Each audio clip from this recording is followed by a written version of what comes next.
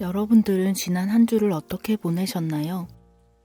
저는 스트레스가 극에 달해서 어떻게든 풀어보려고 노력했던 한 주였습니다.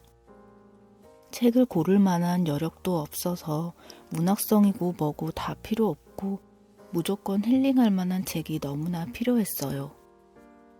그래서 평소라면 관심도 없었을 힐링 소설들을 몇 권 읽게 됐습니다. 밀리의 서재나 서점에서 베스트셀러로 많이 봤던 장소와 관련된 힐링 소설인데요. 그래서 결과적으로 어땠냐? 스트레스의 절반 정도는 해소가 됐다. 정확히는 잊을 수 있었다라고 말씀드릴 수 있겠습니다. 제가 읽었던 책들 중 완독 혹은 그래도 절반까지는 읽었던 소설은 어서오세요 휴남동 서점입니다. 불편한 편의점, 메리골드 마음 세탁소 이렇게 3권입니다. 장소와 관련된 다른 소설이 몇 권 더 있는데 아무리 문학성을 차치하고 본다고 해도 도저히 읽을 수 없을 만큼 유치해서 덮을 수밖에 없었습니다. 제가 읽었던 소설 중 완독한 책은 딱 한 권이었어요. 바로 어서오세요 휴남동 서점입니다 인데요. 일단 유치함이 없어서 좋았고요. 냅다 명언 던지기 같은 억지 위로와 억지 감동도 없었어요. 뒷내용이 막 궁금해서 계속 읽게 되는 책은 아닌데 조용하고 잔잔히 흐르는 전개가 지루하지 않아서 좋았습니다. 불편한 편의점은 절반 정도 읽고 덮었어요. 초반부 이야기를 끌고 가는 힘은 괜찮았는데 뒤로 갈수록 개연성이 부족하다는 생각이 들어서 읽기가 좀 힘들었습니다. 편의점 사장이 서울역 노숙자에게 도움을 받고 그를 직원으로 들이고 나서 변화하는 직원들과 편의점에 대한 이야기인데 주인공 독고가 알코올성 치매로 기억을 잃고 자신이 누구인지 모른다는 설정이에요. 후에 어떤 스토리가 이어지든 또 어떤 반전이 일어나든 더 이상 궁금하지가 않았습니다. 이야기의 개연성이 부족했던 게 한몫했는데 문제 해결 과정이 머릿속에 쉽게 그려지지 않아서 물음표가 뜨는 장면들이 많았습니다. 메리골드 마음 세탁소는 동화 같은 판타지 소설인데요. 이 책도 절반 좀 못되게 읽고 그만뒀습니다. 이미 앞에서 몇 권 실패하고 나니까 기대감을 내려놓게 되더라고요. 그런데도 끝까지 읽기는 힘들었습니다.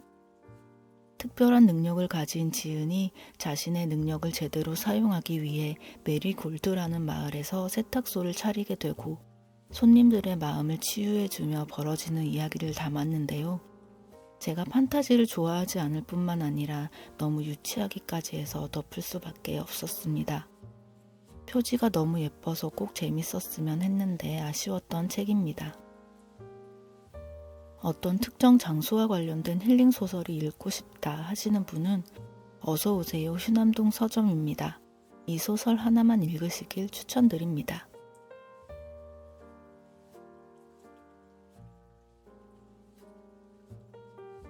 우리는 잘 지내다가도 한 번씩 그런 날들이 있습니다. 아무리 노력해도 보이지 않는 미래 때문에 눈앞이 깜깜하고 가족도 내 편이 아닌 것 같아 외로울 때 말입니다. 각자 다른 사연을 가진 평범한 사람들이 만들고 드나드는 여기는 휴식 같은 공간. 어서 오세요 휴남동 서점입니다. 중학교 때까지 틈만 나면 책을 읽던 영지는 서점 주인이 되고 다시 온 마음을 다해 책을 읽는다. 책은 영주를 받아주고 따뜻히 품어주며 영주를 그 자체로 이해해 주었다. 그렇게 책으로 치유받은 영주는 그간 무심했던 서점을 단장하기 시작한다. 일손이 부족해지자 바리스타 공고를 냈고 민준이 찾아온다. 말이 없고 자기 생각을 쉽게 말하지 않는 사람. 30살의 민주는 아무리 노력해도 취업이 되지 않자 더 이상 구직을 하지 않겠다 결심한다. 그런 자신을 다그치는 부모님을 멀리하기로 마음먹고 친한 친구와도 연락을 끊게 된다. 혼자만의 시간을 보내면서 조금씩 자신을 알아가게 된 민주는 휴남동 서점에서 커피 일을 시작하게 된다. 서점이라는 공간에서 영주와 민주는 조금씩 서로를 이해하게 되고 두 사람에게 서점은 편안한 공간이 된다. 서점에는 저마다의 사연을 가진 사람들이 찾아온다. 모든 것에 심드렁하고 사는 게 재미없는 고등학생 민철. 그런 아들이 걱정되어 책이라도 읽으라고 아들을 서점에 보내는 엄마. 계약직을 전전하다 생긴 화병을 치유하기 위해 마음 수양을 시작한 정서. 남편과 사이가 좋지 않은 지미. 직장 생활을 하며 블로그에 올린 글로 유명해져 작가가 된 승우. 요 며칠 전은 자꾸만 떠올라 마음을 어지럽히는 생각들 때문에 몸과 마음이 힘들었습니다. 앞서 말했듯 다 필요 없고 힐링 하나만을 위해 이 책을 읽기 시작했어요. 어서 오세요. 휴남동 서점입니다. 책을 좋아하는 분들은 제목 하나로 눈길이 가는 책일 겁니다.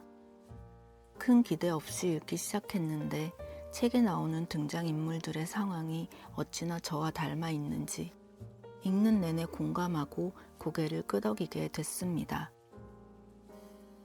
회사 생활에 어려움을 느끼면서도 꽤 많은 시간을 회사 직원으로 몸담았던 저는 특히 민준에게 많은 공감을 했습니다.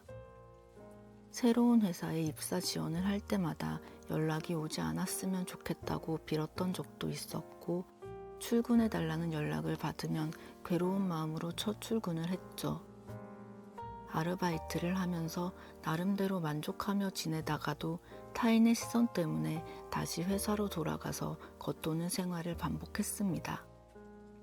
민준처럼 내게 다른 길이 있다는 걸 모른 채 말입니다. 민준은 서점에서 일하고 운동하고 영화 보고 쉬는 이 단순한 사이클에 익숙해졌고 잘 굴러간다고 느낍니다. 그리고 이 정도면 될 것 같다고 안도하죠. 이 정도로 살아도 될 것 같다.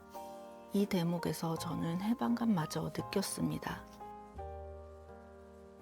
작가는 책을 통해 타인과 함께하는 법을 제시하고 인생을 살아가면서 누구에게나 필요한 위로를 건넵니다.